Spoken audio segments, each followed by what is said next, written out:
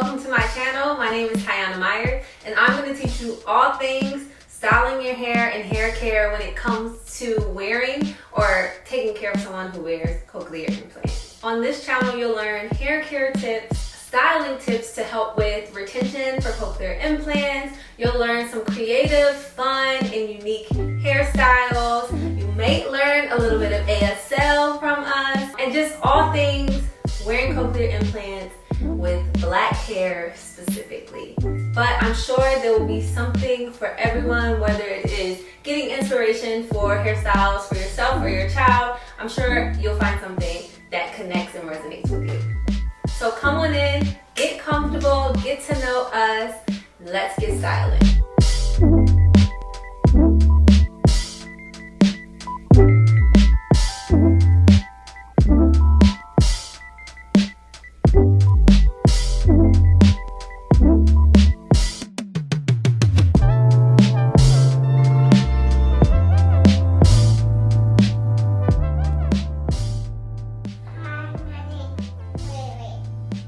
This is my daughter Lyric. She wears cochlear implants bilaterally.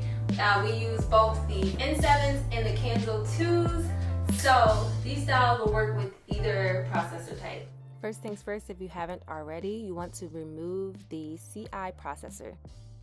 We're getting started on freshly washed and detangled hair. If you need some tips and tricks on a wash day routine, I have that video posted already. Now, the first thing we're going to do is create our baseline part. This is a part where the cochlear implant will sit. So first you're going to make just a rough estimate of where it sits, and then you're going to sit the cochlear implant processor, on the part so that you can make sure it connects properly. We're going to use this basically, like I said, as a baseline so that we know that there's a guarantee that the implant processor will be able to connect properly. As the processor is sitting on the head, you want to perfect that line on the side that you're working on.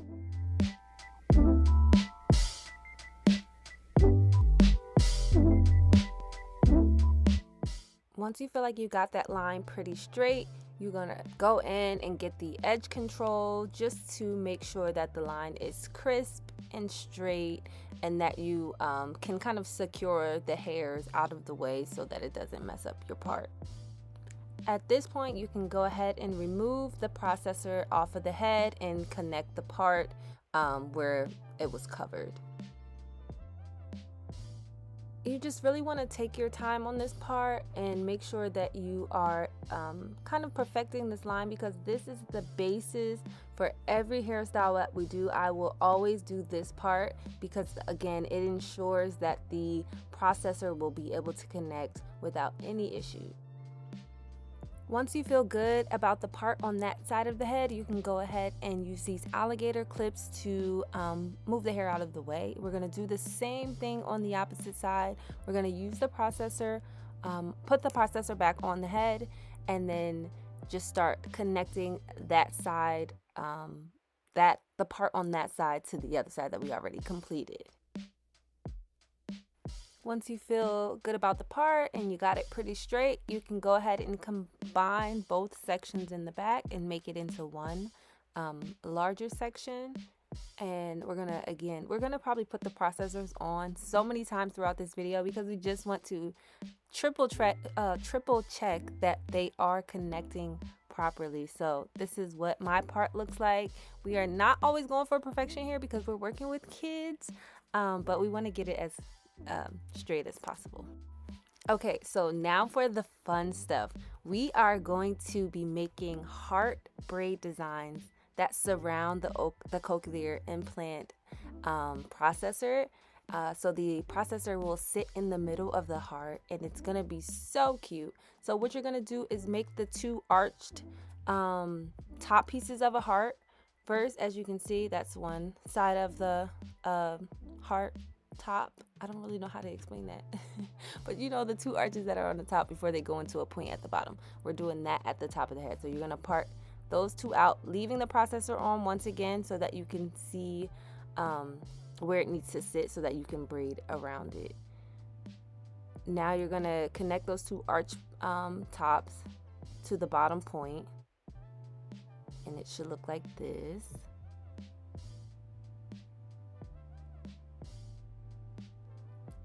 Like I always say, take your time and just, keep correcting where you need to correct, and eventually you should have a heart shape.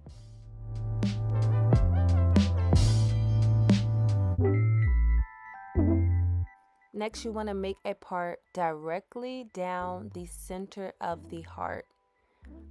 You're going to do that because this is where the processor will sit when you place it on the head. If it connects when you sit it in the center, you know you did it correctly. So we're going to go ahead and separate those two halves, and then we're going to get started on one half.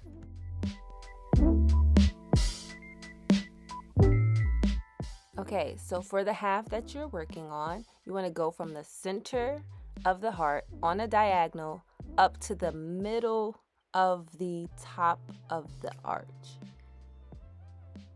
If that doesn't make sense, just look at the video and you can see clearly what I'm doing. So you're going from the center up to the middle part of the arch in a diagonal.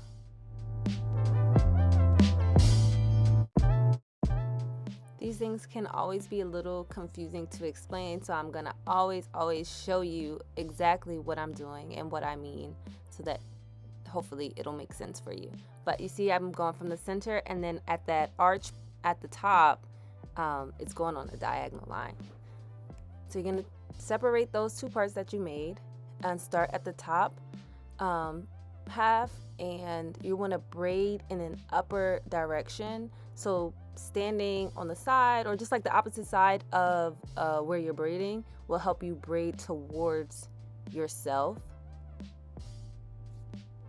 You'll see lots of little hands like, "Mommy, stop." Even when it doesn't hurt, I think she just, she doesn't like the process of getting her hair done. She always loves when it's done, but she hates the process.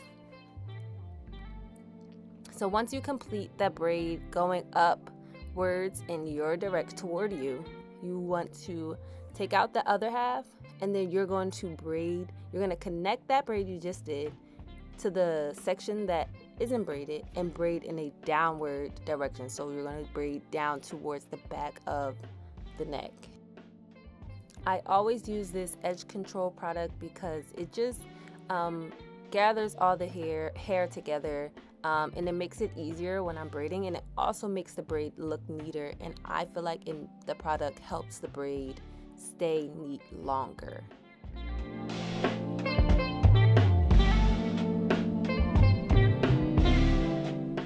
So what you see me doing now is connecting that first braid that we did with the open section, and like I said, braiding it in a downward direction towards the back of the neck, and this is going to give us the first half of the heart.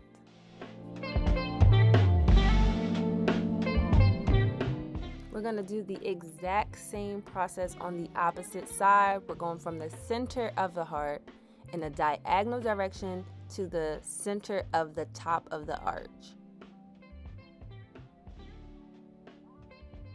We're going to braid in an upper direction toward yourself, and then you're going to bring that braid around and braid in a downward direction toward the back of the neck. Once you've done that, you should have what looks like a completed heart. There's just one more step to connecting the bottom of the heart, and that's taking out a little bit of the braid so that you can connect those two parts and make it one. What I do to just keep the braid in and keep it secure is just braid it down the back of the neck, and then braid it completely down so that we can move on to our next part.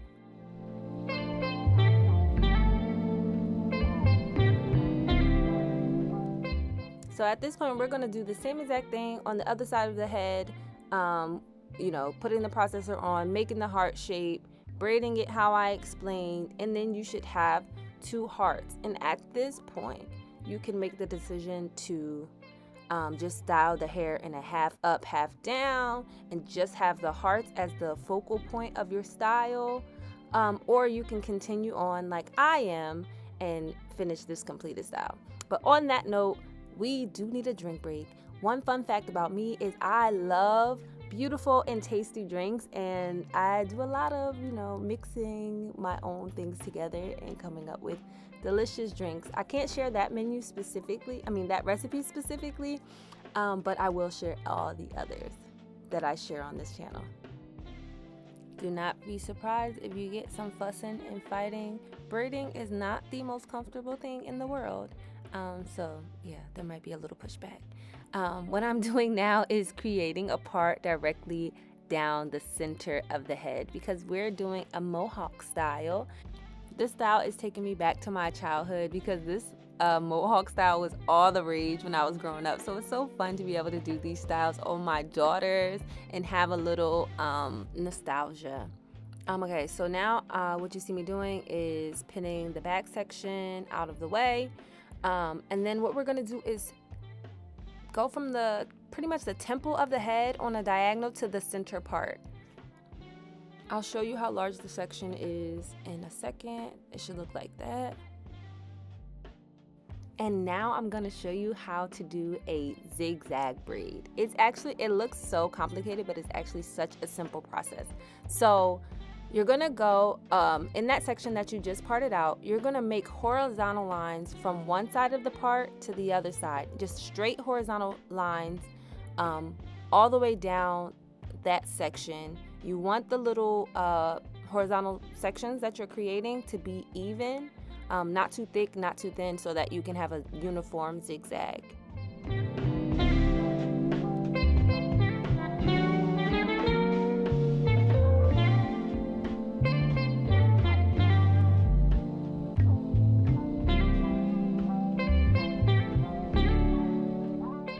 This edge control is going to be your best friend while doing these styles because it just holds the hair exactly where you want it to be, so that you're not, grabbing parts from the wrong section or just, making a mess when you're braiding.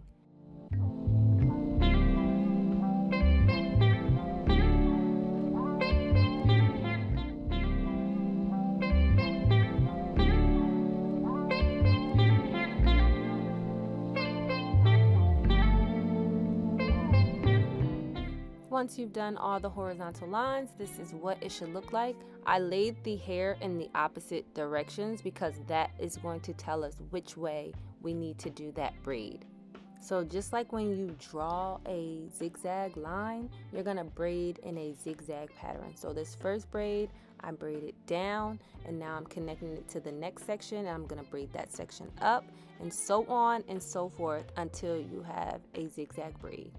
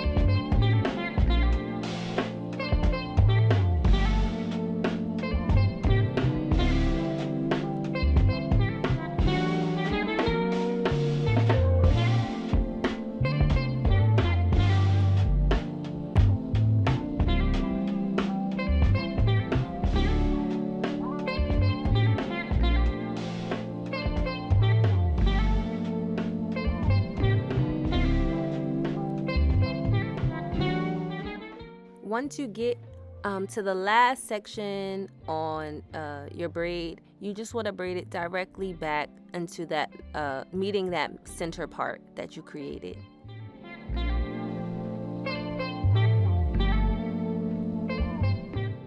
So at this point, you can braid the hair all the way to the end and just leave it as a braided mohawk. You can add beads onto those braids, but for us, we're going to braid about 2.5 inches down and then continue the rest of the way with a twist. At this point, we're using the pattern, I think it's called curling custard, to just, you want to comb that through that section and then split the hair into 2 parts and do a 2-strand twist.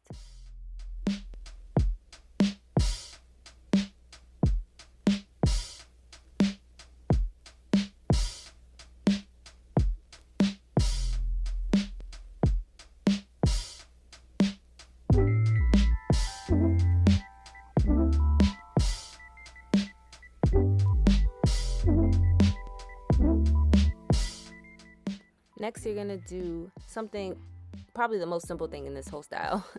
And that's gonna be 2 thin braids. You want the part to go on a diagonal, kind of following in that same direction as the zigzag. And then you just wanna make the part very thin, not too thin where you can't see the braided detail, but thin enough that it's not matching the density of the zigzag braid.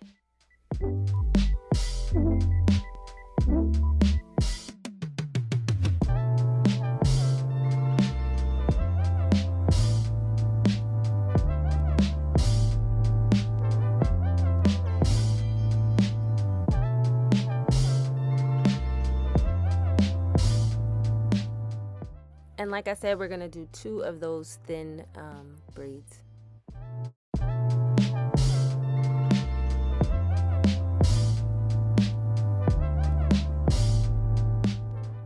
And just like we did with the zigzag braid, we're gonna braid about 2 inches down and then add some of that curling custard, split it into 2 parts and do a 2-strand twist.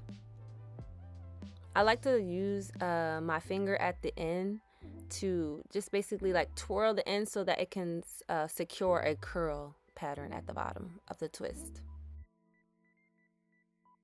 So for this last section of hair that we have at this top section that we're working on, we're gonna do what I call an organic, an organic zigzag. So this braid is basically going to kind of follow the pattern of the heart, so it'll look like a zigzag but not exactly. So just follow along what I'm doing. I'm splitting it into 3 sections.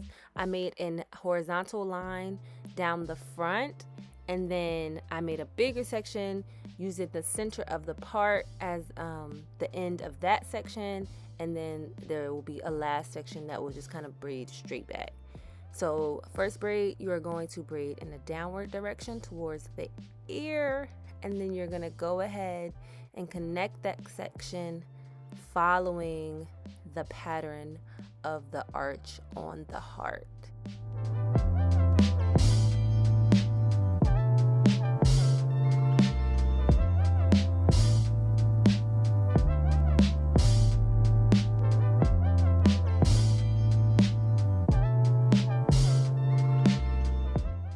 Okay, so once I got to the center of the heart, or like the arch at the top, the point at the top of the heart, I hope that makes sense. I made a horizontal line because I'm gonna do exactly what we did when we did the zigzag braid. I'm going to now take that braid in an upper direction, and then after this section is just one little piece, so I'm gonna braid that straight back, going towards that center part.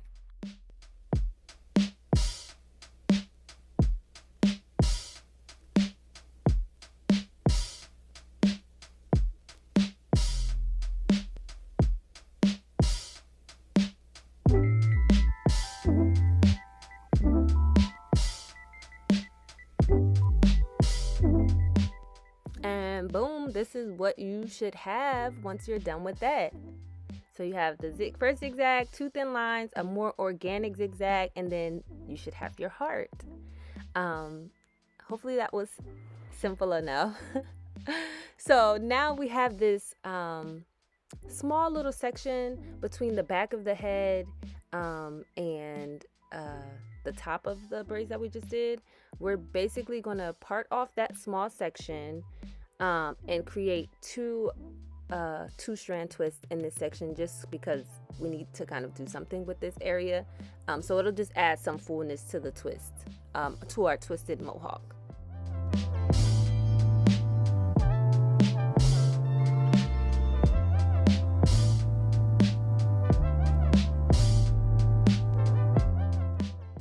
as always, if that's confusing, I'm going to show you exactly what I mean.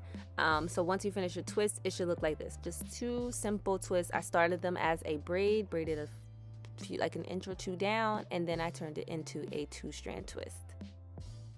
Next, we're going to do something so simple, and that is braid about 5 straight braids across the back of the head.